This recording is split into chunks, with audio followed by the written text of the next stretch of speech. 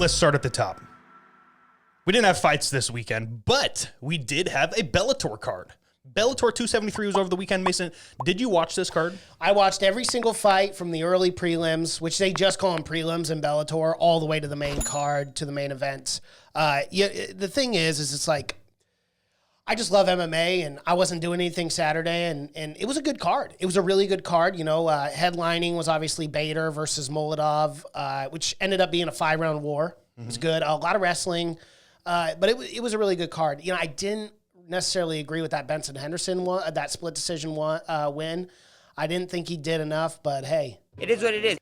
Shout out to him. Still getting the job done at 38 years old, though. And he looked good. He looked really good. It was a very close fight, but man, Bellator's got some good athletes in their organization, unquestionably. Even those guys in the prelims, there were some really good knockouts. I had a lot of fun with that card. Yeah, I would just wish I had Showtime.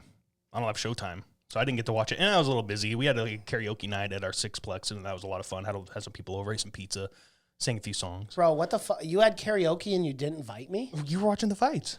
You fucking turd. You didn't tell me you had karaoke. I would have came over, dude. I love karaoke. Dude, man. I sang, so Queen. I haven't done karaoke in 2 years. What's that song? Little come, little low. Scaramouche, Bohemian Rhapsody, that the song, greatest song of all time. Right. That song came on, and no one wanted to do it, and I was like, "The fucking disrespect!" And I ran up there and grabbed the mic. No, we will not let him go. Let him go. Bismillah. Yeah, I love that song, bro. Okay, you're invited next time for sure.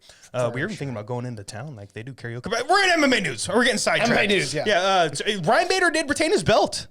I mean, is anyone shocked there? I mean, no, I thought he did. Volkminski or something? So I got to talk about this 5-round fight because it was a great fight. I know a lot of people probably didn't love the fight because there was a lot of wrestling going on.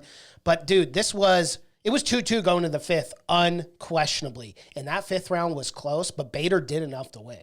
He won 48-47 on all 3 judges' scorecards. But, dude, just the grit and determination, that is Ryan Bader's true weight class, is heavyweight. You know, obviously he just lost his light heavyweight belt, but I think he just cuts too much weight, man. I think heavyweight is his natural weight class because he looked good and he was in shape, dude. Molotov was trying to do everything he could, and he put out a good performance too.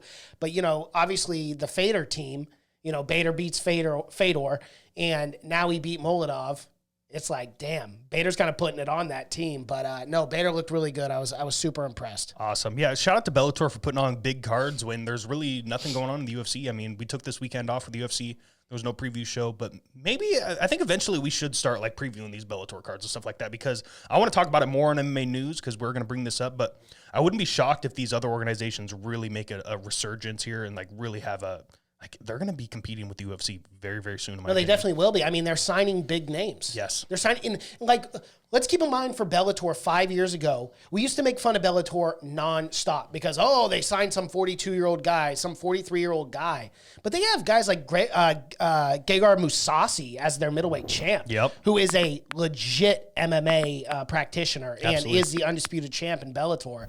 That's a guy who could very well compete in the top 5 of the middleweight division in the UFC. So, they do have really good fighters. Absolutely. You know, Sergio Pettis as well. Look at him. You know, obviously he was fighting in the UFC for a while, and now he's Bellator champ.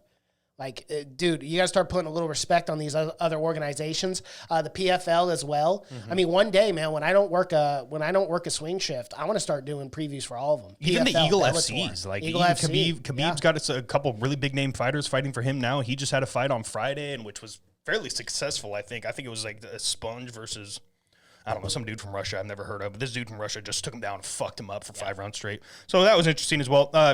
Prepare for that, guys. I think that's coming in this future. I think we're going to start talking a lot more about these other organizations. Yeah. Let's move on to other MMA news. So, real quick. Cosmo Reaver, Church of MMA sing-along win. Soon. Patreon exclusive. That sounds like fun. Why the fuck not? Let's do it. Let's do a karaoke night. Our Patreon live. We'll bring over 10 people and you guys can just hear us sing. Hell yeah, that'd be a blast. And then someone's going to do Tyron Woodley's Falling In and Out of Love, In and Out of Love. Yeah. Oh, beat your ass. Oh, Hasn't beaten an accent. We'll have Tabor do the Falling In and Out of Love. Well, the best song we did last night was "I'm on a boat, motherfucker. Did you ever forget? I'm on a boat." Oh, okay, I'm getting carried away. Shout out to them. Shout out to everybody that came over.